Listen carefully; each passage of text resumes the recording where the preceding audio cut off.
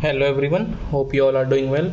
So today we are going to discuss topic 67 and here we will be discussing pesticide, wilt and NPV. That is, this is a kind of virus we will discuss in detail later in this session only. So let's start. So first of all, we are going to discuss trend in pesticide consumption in India.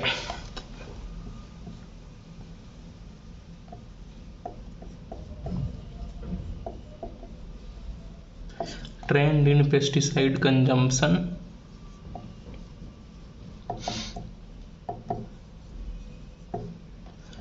in India.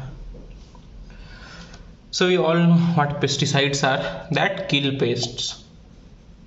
It can be either chemical or biological biopesticides. So now we will look into trends in pesticide consumption in India. And we all know that growth of pesticide consumption in India was after Green Revolution. After Green Revolution, we started using high amount of pesticide. In recent time, it had increased by 10%, 13%.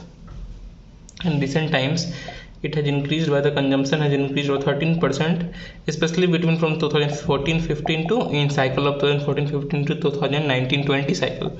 In these 5 years, the pesticide consumption increased by 13%. And you should know that out of all 100% pesticide use, only 10% use is in of biopesticides. Only 10% of biopesticide is used. And active ingredients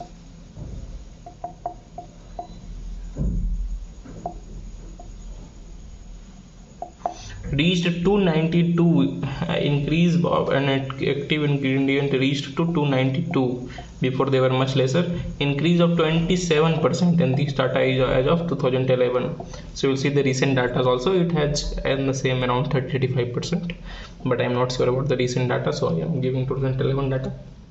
The highest use of states is the highest use of pesticides in state is in Maharashtra. Second is in UP. Third in the Punjab. These 3 states are the highest consumption of pesticides in India. And India is the second largest pesticide manufacturer in the world. India, second largest pesticide manufacturer.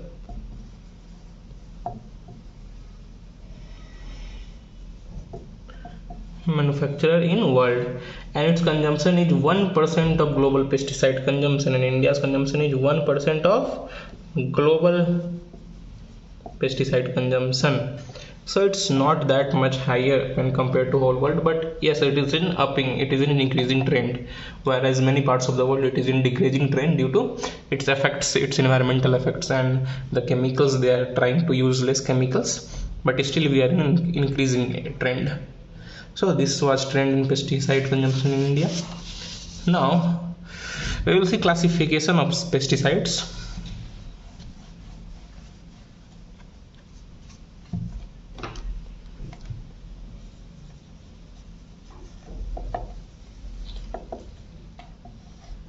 Classification of pesticides. So classification, first of all we will see classification as per target pest. Classification as per target pest, on basis of target pests. Number 1 is insecticides, that is for insects. We have got rodenticides, this is for rodents, that has rats and mice. We have got bactericides. This is for bacteria. We have got fungicides for fungi, and we have also got larvicides. This is for larvae. And as per chemical structure, and so this was as per target pest, and now as per chemical structure. Classification as per chemical structure. So we have got organic pesticides, we have got inorganic pesticides, we have got synthetic pesticides, and lastly we have got biological pesticides. So as the name suggests, these kill insects, these kills rodents, these kills bacteria, fungi and larvae. And organic is made of organic matter, inorganic matter, synthetic matters, and biological pesticides made of biopesticides, which uses very less in India. So this was about pesticides.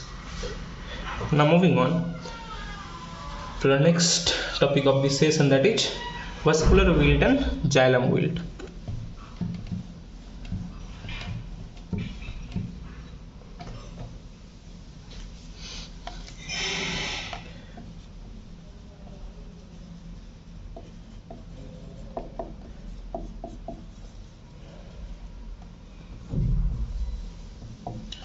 Vascular wilt and xylem wilt. So vascular wilt are caused by pathogenic fungi. These are caused by pathogenic fungi or bacteria that enter the water conducting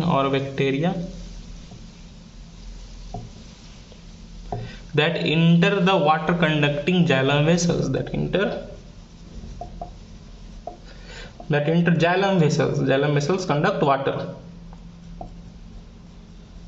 Water conducting xylem vessels of a plant then proliferate within the vessels, causing water blockage.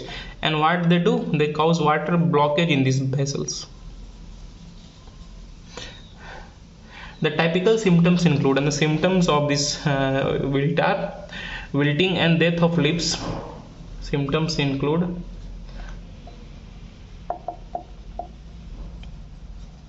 wilting and death of leaves, followed by death or serious impairment of whole plant. It starts with leaves, wilting and death of leaves, followed by impairment and death of whole plant, and proceeds to whole plant by increasing the amount of wilt.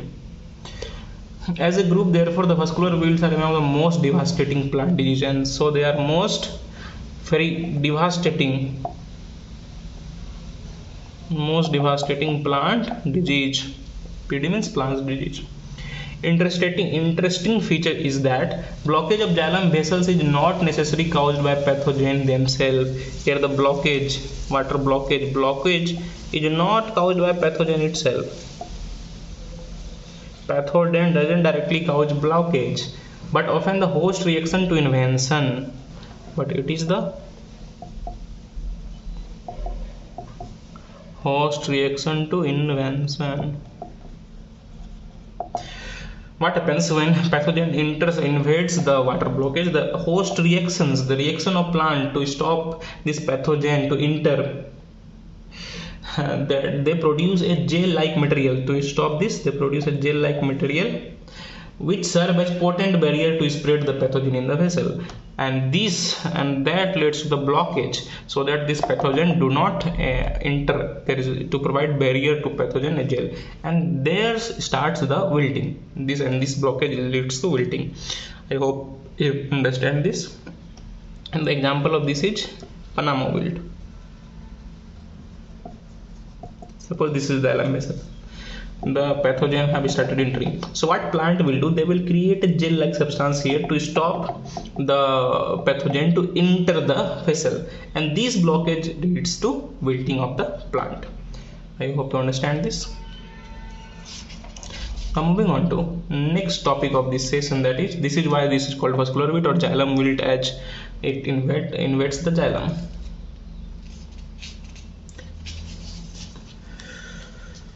Now moving on to next session of this next topic of this session, that is NPV, nuclear polyhedrosis virus.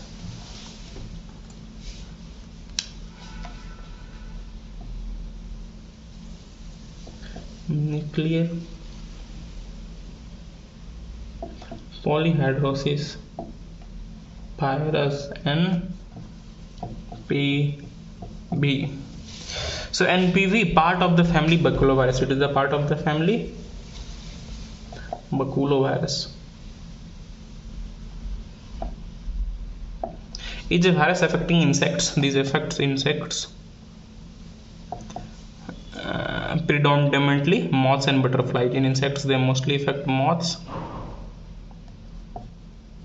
and butterflies. Hence it has been used as pesticide. As it kills insect, it has been used as pesticide. Now what are its merits in pest control? Merits in pest control. Environmental friendly than synthetic chemicals. Environmental friendly as compared to chemicals. Requires less labor and less time. Less labor, less time. Cost effective. And specific target pest control, and it helps in specific target pest control. Targets a specific pest and controls, especially moths and butterflies, which is not injurious to human health and other non-targeted organism. It is not injurious to human and non-targeted organism. It doesn't damage fruits.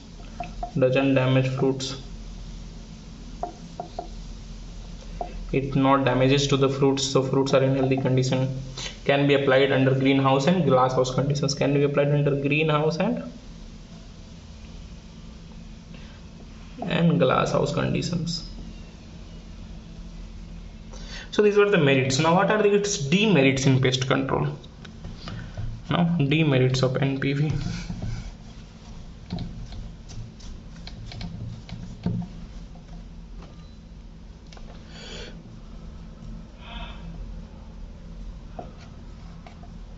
First of all, various unknown species present, not properly researched in it. What happens? Various unknown species is present.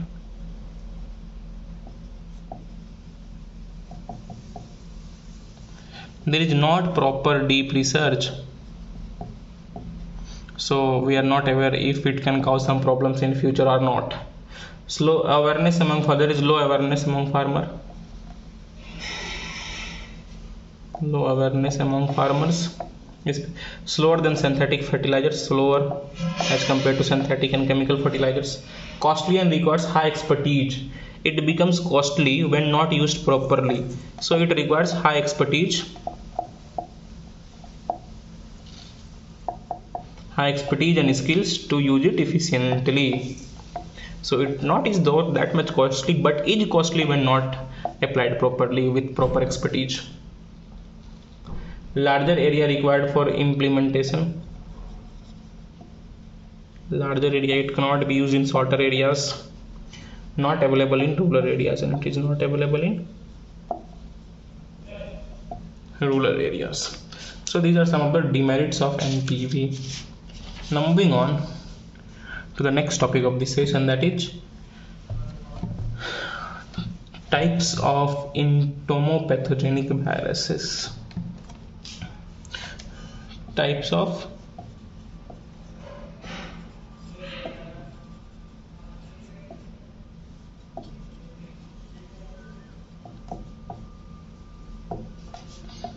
just we have discussed one baculovirus, so it has, and it is also known as entomogenosis. Entomogenous. These are of 6 types. First one is ascovirus, and it is your duty, it is a kind of homework to know about these things in some little brief. It is not that important, but sometimes they ask these types of questions, so we don't want to leave this thing, so you must know these things. Iridovirus,